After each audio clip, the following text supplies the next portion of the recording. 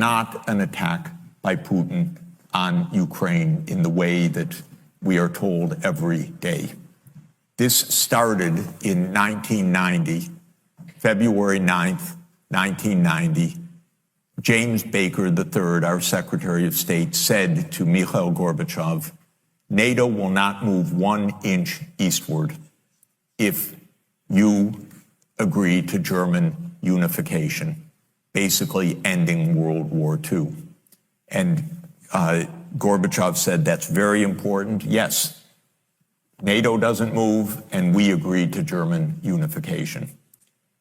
The U.S. then cheated on this, already starting in 1994, when Clinton signed off on basically a plan to expand NATO all the way to Ukraine. This is when the so-called neocons took power. And Clinton was the first agent of this. And the expansion of NATO started in 1999 with Poland, Hungary, and Czech Republic. At that point, Russia didn't much care. There was no border other than with the Königsberg, but other than that, there was no direct threat. Then the U.S. led the bombing of Serbia in 1999. That was bad, by the way, because that was a use of NATO to bomb a European capital, Belgrade, 78 straight days to break the country apart. The Russians didn't like that very much. But Putin became president, they swallowed it, they complained, but even Putin started out pro-European, pro-American, actually asked maybe we should join NATO when there was still the idea of some kind of mutually respectful relationship. Then 9/11 came, then came Afghanistan, and the Russians said, yeah, we'll support you, we understand, to root out terror. But then came 2 other decisive actions. In 2002, the United States unilaterally walked out of the anti-ballistic missile treaty. This was probably the most decisive event, never discussed in this context. But what it did was trigger the U.S. putting in missile systems in Eastern Europe that Russia views as a dire, direct threat. In 2004-05, we engaged in a soft regime change operation in Ukraine. But in 2009, Yanukovych won the election and he became president, and in 2010 on the basis of neutrality for Ukraine. That calmed things down because the U.S. was pushing NATO, but the people of Ukraine on the opinion polls didn't even want to be in NATO. They knew that the country is divided between ethnic Ukrainian, ethnic Russian. What do we want with this? We want to stay away from your problems. So in February 22nd, 2014, the United States participated actively in the overthrow of Yanukovych. A typical U.S. regime change operation, have no doubt about it. And the Russians did us a favor. They intercepted a really ugly call between Victoria Nuland, my colleague at Columbia University now, between her and the U.S. ambassador to Ukraine, Jeffrey Piat, who's a senior State Department official till today. And they talked about regime change. They said, who's going to be the next government?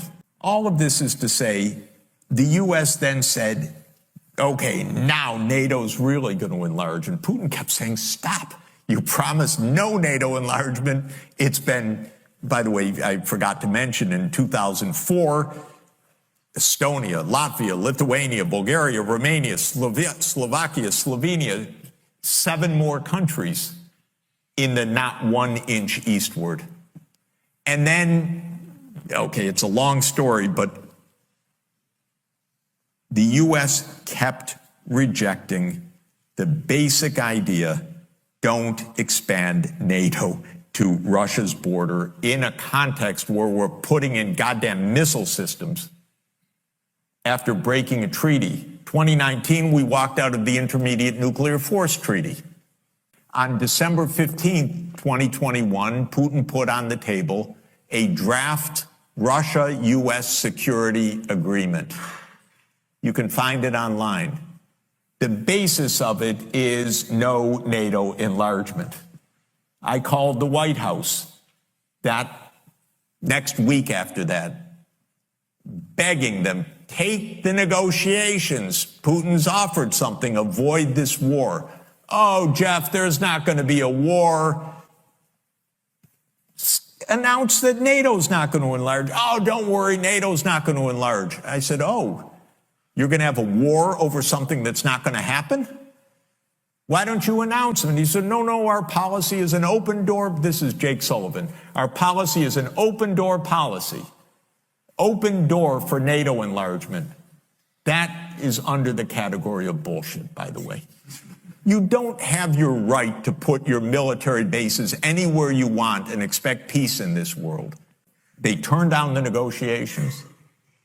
Then the special military operation started. And 5 days later, Zelensky says, okay, neutrality.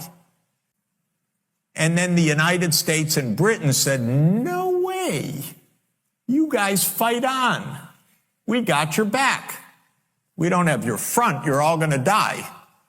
But we got your back as we kept pushing them into the front lines. That's 600,000 deaths now of Ukrainians since Boris Johnson flew to Kyiv to tell them to be brave.